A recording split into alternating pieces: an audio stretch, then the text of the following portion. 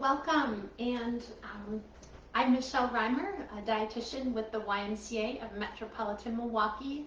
Welcome to my kitchen and welcome to another edition of Something's Cooking at the Y. I love fall. This is one of my favorite times of year. And so this month, during our cooking demos on Thursday mornings, we will be focusing on some fall dishes, specifically some fall soups and salads and desserts. So I'm really excited to share this with you today. The first thing we are going to be making is a gingered butternut squash soup.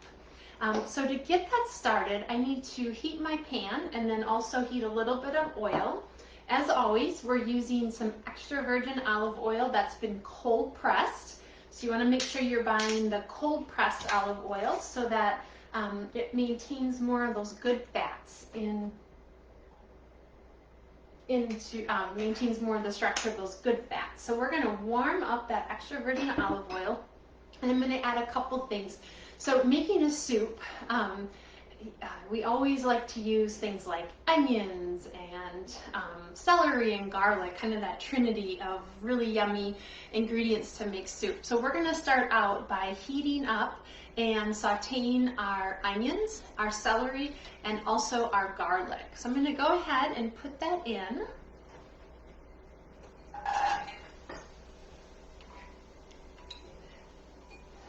And I'm doing this over a medium-low heat today. One reason I like to do that is garlic, if it's too hot, your garlic will burn, and then you'll have kind of that burnt taste flavoring your garlic. Now the garlic is amazing. It's an antiviral,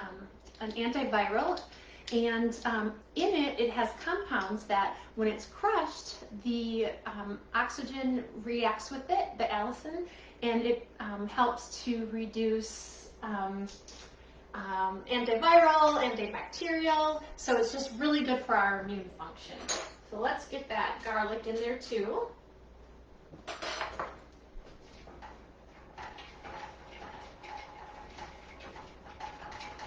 All right, and as that cooks, we will start to prepare a few other things.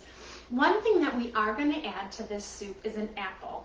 This is just an organic, I don't know if this is, I think this was a gala apple that I had gotten. And I need to chop it up because I'm going to actually cook it as part of my soup, and it's going to give a little bit more sweetness and tartness to it. So I'm just going to take my apple slicer and slice into little slices, and then I will just chop those slices up. You can leave the peel on the apple, which is really nice because the peel tends to have a lot of the nutrients. It also has that insoluble fiber that's really good for our digestive system and keeping that moving and keeping it clean and healthy. Now you may be thinking, why would we put chunks of apple in there? I mentioned that it'll add like some really nice flavor to it, a really nice harvest flavor.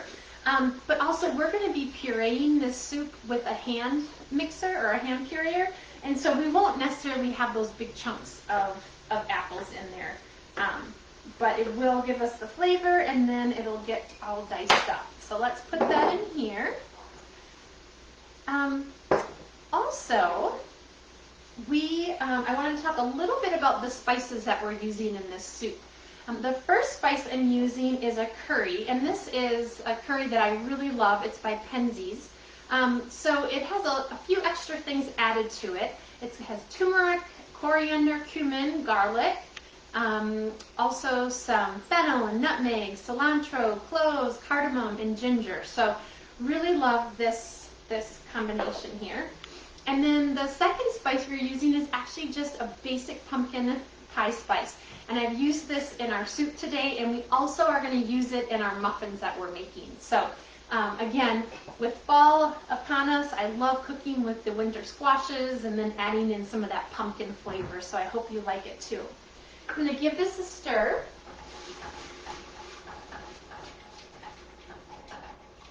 And I can already smell the onions. They're delicious, and the celery, all that smell together. We are going to now add some ginger. Now with the ginger root, I've already chopped it up. Ginger root, one of my tricks for peeling it is to actually just use a spoon. And you just take the side of the spoon and you pull it across the skin of the ginger. You tend to lose less of the ginger root than if you were to use a peeler. It just comes off really nicely. This recipe says that you can grate it, so you could take that 2-inch peeled piece of ginger root and grate it, but because I'm going to be pureeing it, I actually just chopped it. So I had my chef's knife and I chopped it up, I minced it up, and we're going to add that. Now, as always, if you don't have fresh ginger root, it's okay to substitute with some powdered dry ginger. Whoops. All right, so I added my ginger root. I'm going to now add my curry and then also my pumpkin pie spice.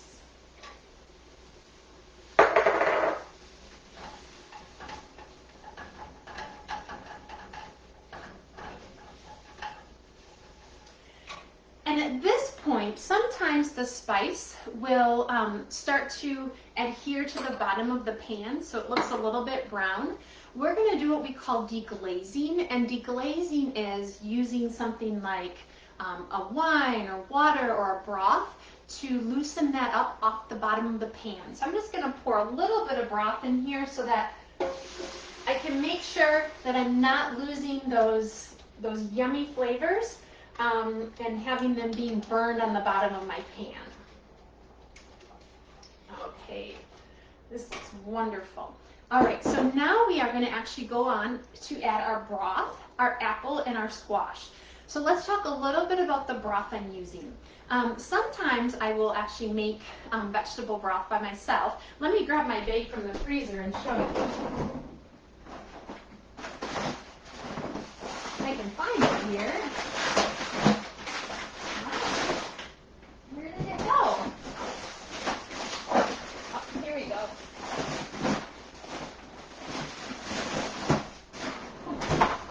Sorry for the delay.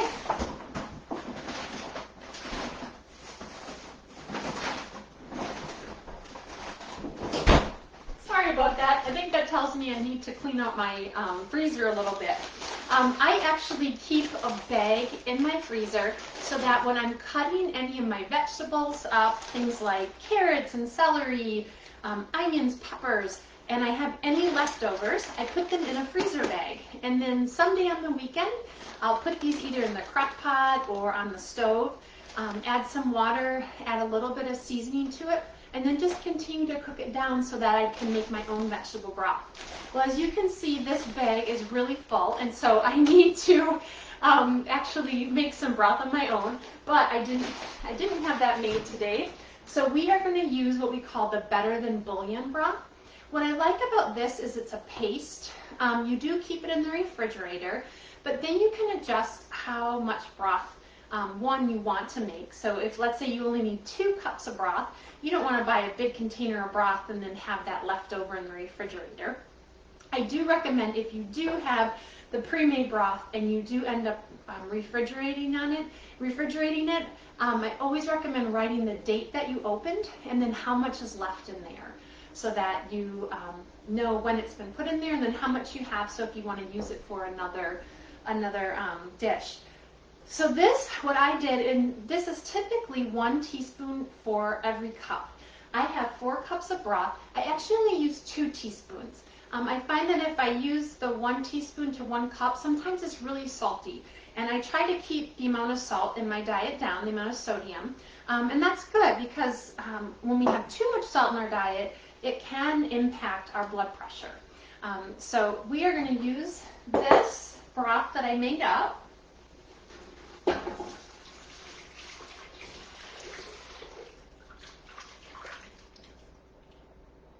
All right.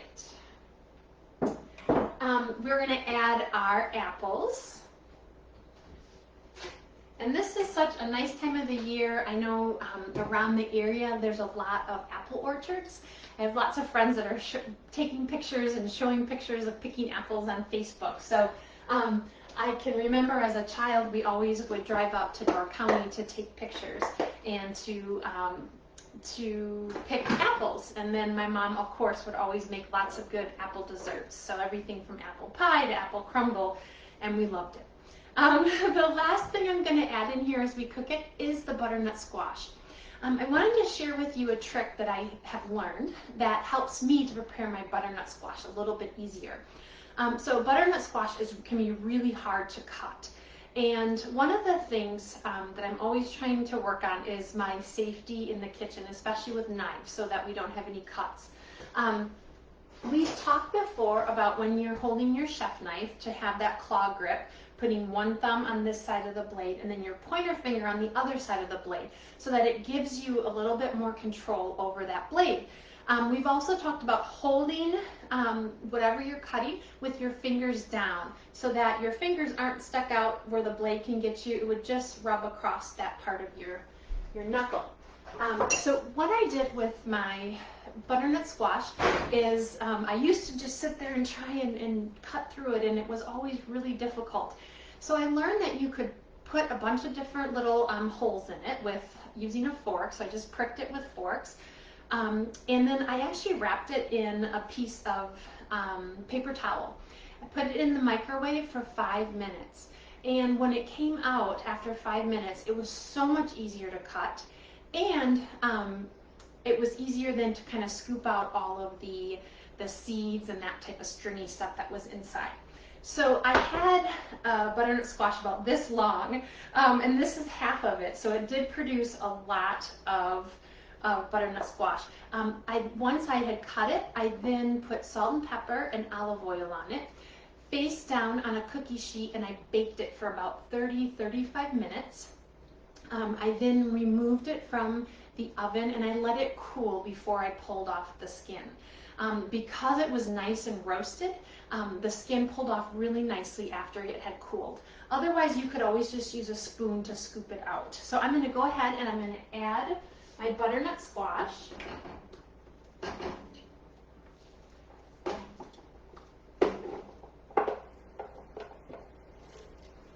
All right. And that beautiful color of the butternut squash tells us that it has some really amazing phytochemicals in it. So we are getting lots of antioxidants from that beautifully colored butternut squash. Butternut squash is also fantastic. It's a good source of different vitamins like vitamin C, vitamin A, and then also it's a great source of fiber. And fiber is important to help us maintain our blood, our vascular system in terms of reducing our cholesterol. But also, as I mentioned earlier when we talked about the outside peel of the apple, that it's important for helping our digestive system to maintain on track. All right, so I'm going to let this cook for a little while, and then we'll come back to it, puree it, and add some coconut milk and then a few other garnishes. So let's let that simmer for us. We'll jump back and forth, but in the meantime, I'd love to show you this amazing salad that I'm going to make. It's a pear, fennel, and pecan salad. The recipe that I'll post actually calls for a red sauerkraut, which I typically buy in the refrigerated section of my grocery store. However, they were sold out, and so I wanted to make sure that I had some type of fermented product on my salad, because that fermented product actually feeds the good bacteria that are in my gut.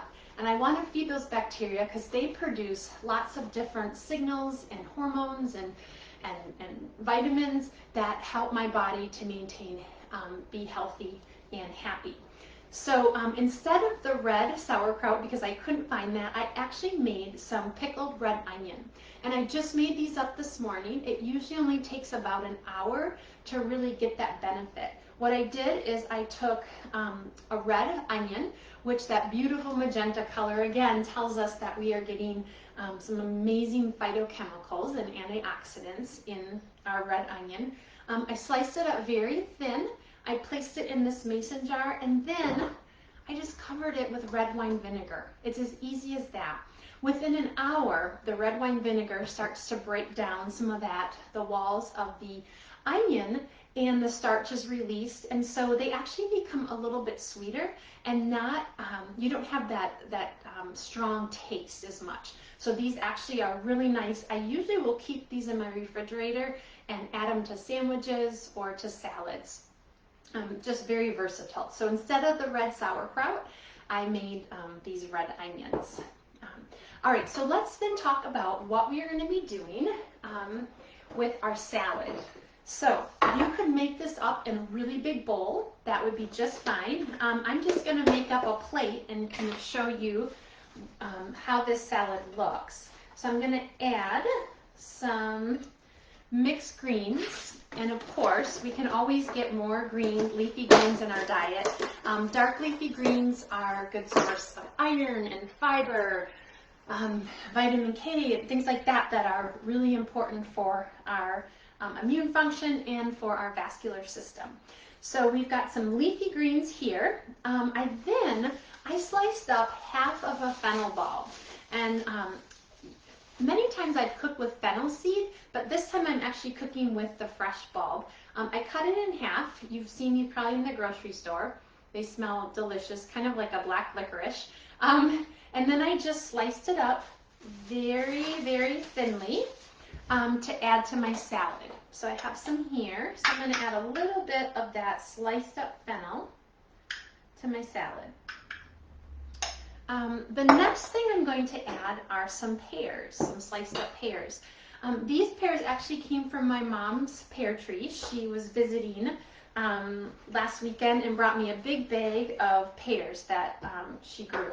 So you could use any type of pear you like. Sometimes I will use a Bosc pear because it does tend to be kind of more creamy on the inside. But because I had these pears, I wanted to use them up, so that is what we are using.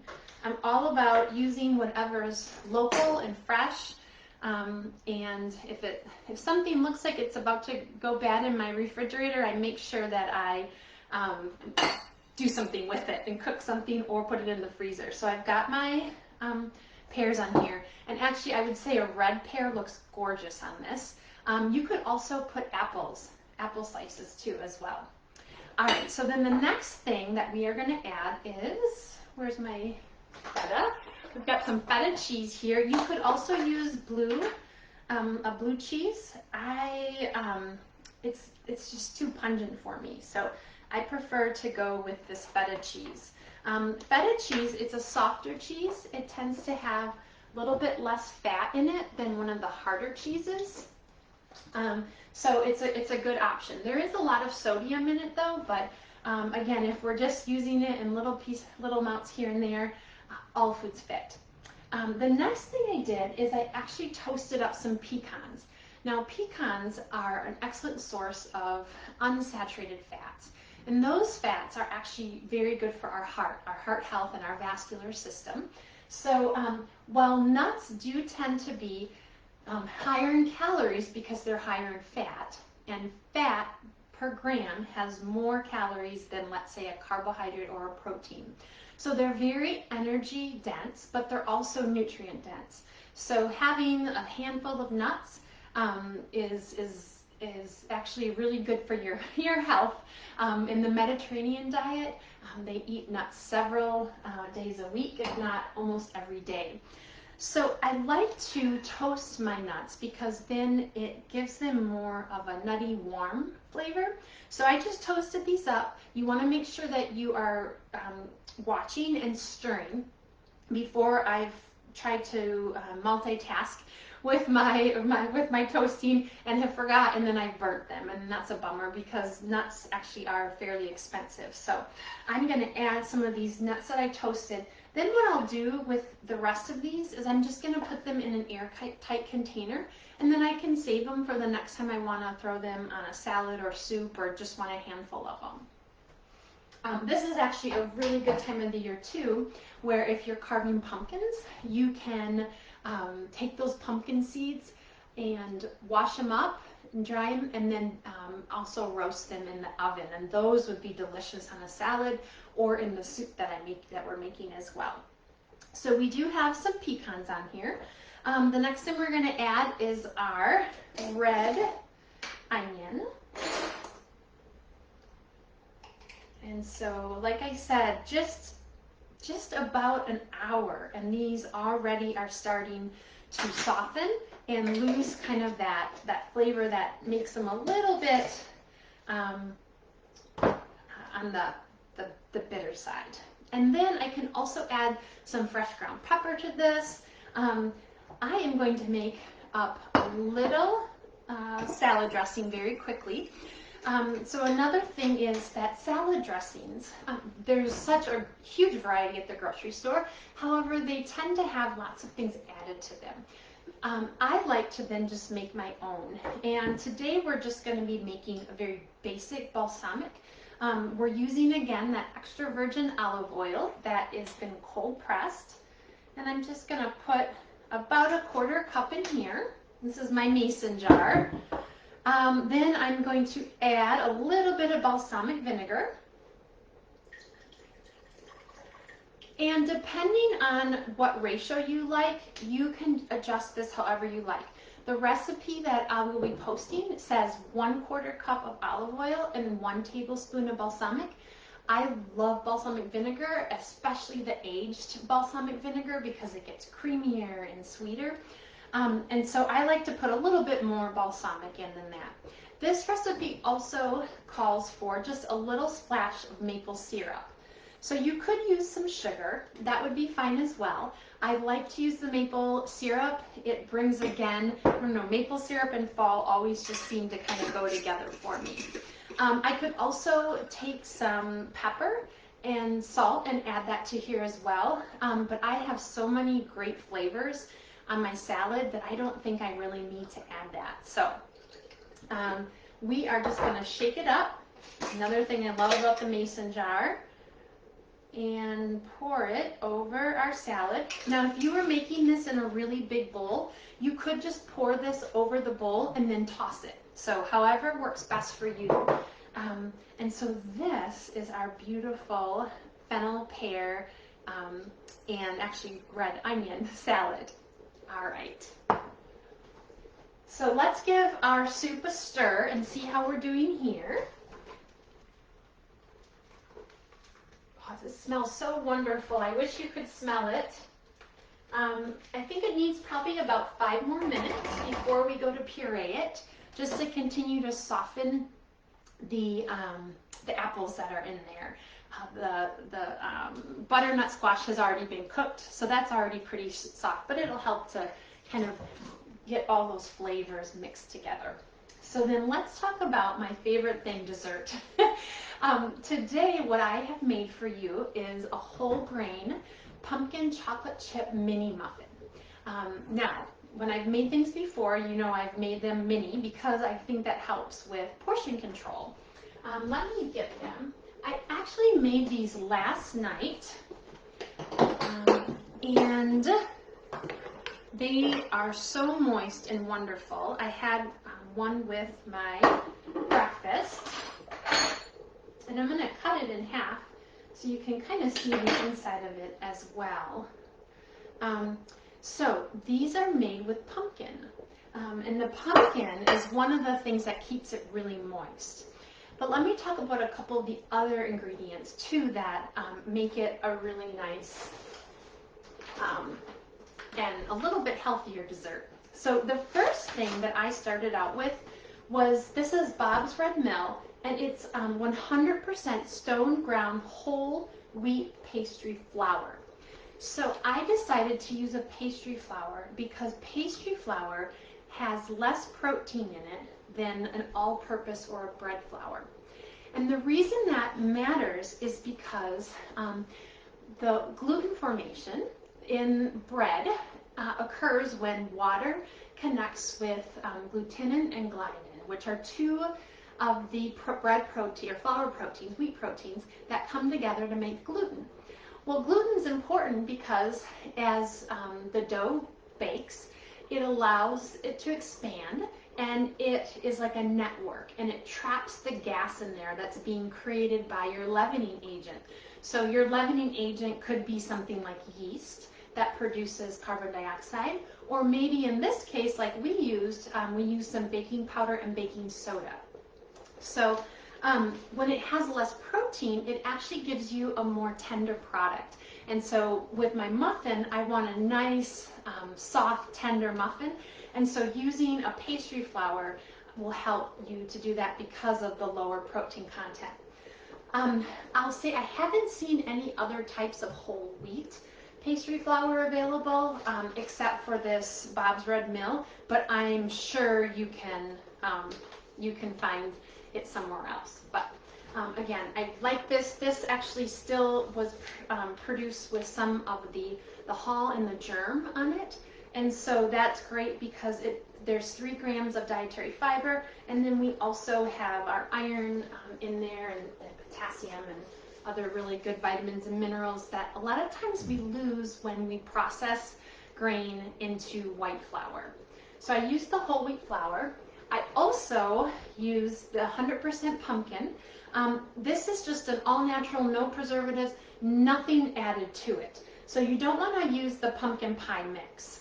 Sometimes you can buy the can that it already has the spices in it. This one, I just wanted plain pumpkin. So I used about 2/3 of a cup of that.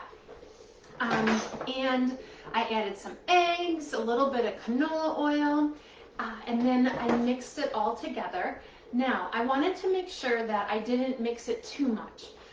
If you mix your batter too much, what happens is you get too much gluten production. So remember, gluten is what gives us that structure. However, if we produce too much of it, it actually expands so much that it can't hold the weight, and then it actually will fall or crack.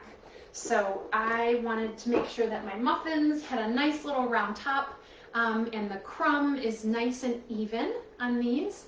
And so I know that I didn't overstir them or understir them as well.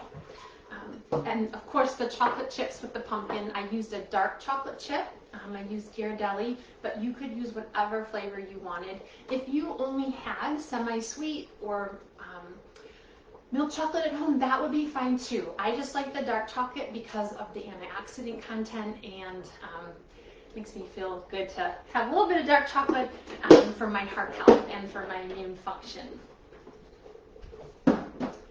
Okay, so I think we're getting there with our soup. I'm just going to come over here and do some stirring. And one thing that we are going to use today is an immersion blender. And maybe you've had one or use one at home.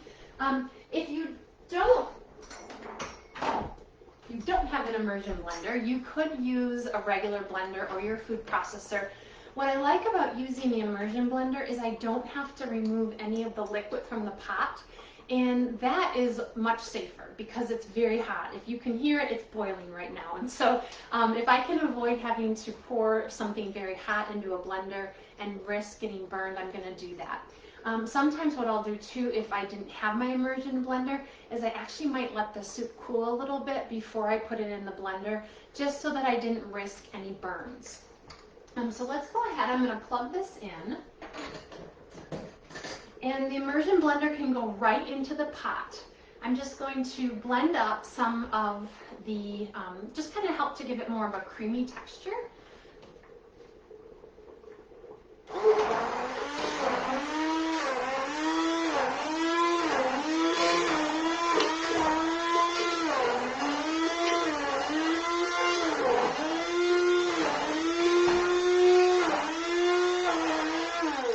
Now, depending creamy you want it.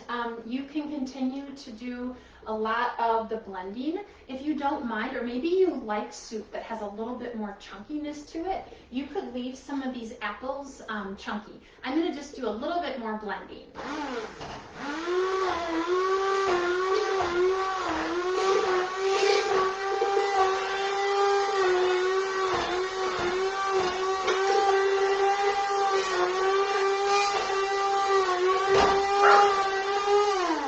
Okay, so that looks pretty good. I'm going to just put this to the side. And if I want to, I can blend it some more. I'm going to add a couple other things. The first thing I want to do is I'm going to add some coconut milk. One recommendation I have is when you use coconut milk, make sure you shake the can really well. What happens is some of this the coconut extract starts to settle at the very bottom, and so if you don't shake it, you'll get more of water on the top when you pour it out. You could also use an evaporated milk, or you could use a half and half. I just really enjoy the coconut flavor with the curry, so that's why I chose to use the coconut milk. But again, if you don't care for coconut, you could just use some half and half or evaporated milk, probably even just some regular milk as well. This is just going to give it a little bit more creaminess. So you can see on the lid of my coconut, you can see where some of that coconut residue is, and so it's good that I shook it to try and get it mixed up a little bit more. So it calls for about 1 cup. I'm using a measuring cup that's specific to liquids. Got a little too much in there. Here we go. Now, after making this, I'm going to have a half a can of coconut milk left. And so what I will do is I'll make sure to put it into a mason jar and I'll label it, and then the rest of the week I'll think of some different ways that I can use the rest of that coconut milk, whether I make some type of coconut rice or some type of curried stir fry or something to use the coconut milk. You could, however, if you wanted to, you could put it in the freezer and freeze it in a freezer safe container and then take it out when you want to use it. Again, making sure you're not wasting anything and you're using whatever you have. All right, so I think this might need one more little blending here. So forgive me for the noise.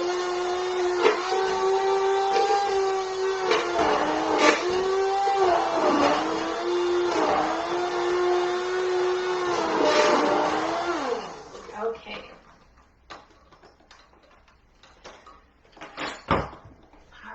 So the last thing we want to do is just kind of, we want to taste it just to see if it needs some salt and pepper. So I'm going to take a little bit out on a clean spoon, and I'll let it dry a little, or cool a little bit.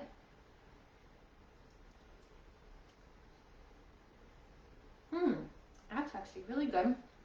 And I actually think the salt profile is great. I'm going to add a little bit of pepper. And I should say that I did salt and pepper, I think I did say this, that I salt and peppered the butternut squash when I cooked it, and so that's also adding some salt and pepper to it as well. Okay, and then I love to serve this with a couple different garnishes. The first garnish I like to use is some cashews. Also, during this time of the year, when I am roasting pumpkin seeds, roasted pumpkin seeds are excellent on this soup as well.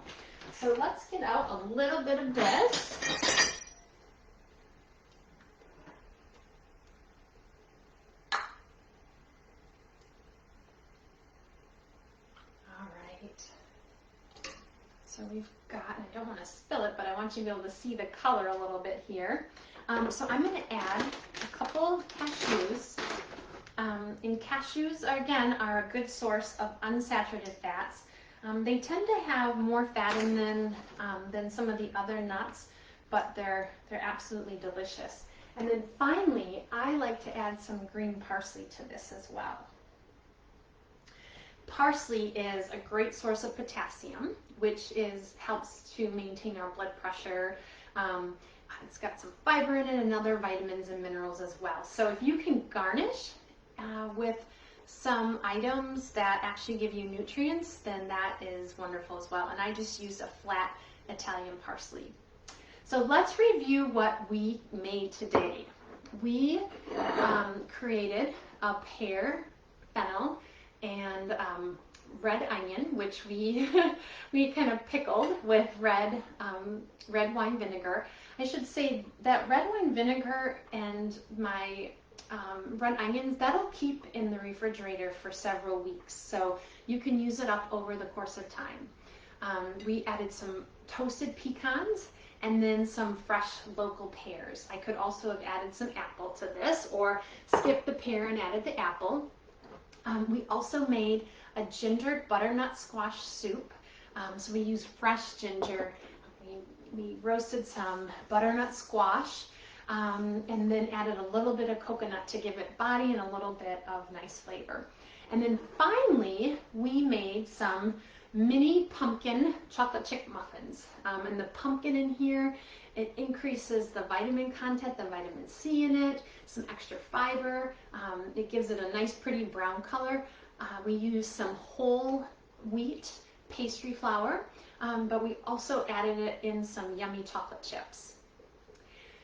So I hope you have seen at least one recipe here that you would love to try at home.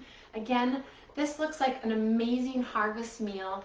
Fall is one of my favorite times of the year, and also my kitchen doesn't feel as hot when I cook. So I always appreciate that. So I wanted to thank you for joining me here today. I will be back next week and we'll be cooking up another fall harvest meal. So until then, be well and take care. Thank you.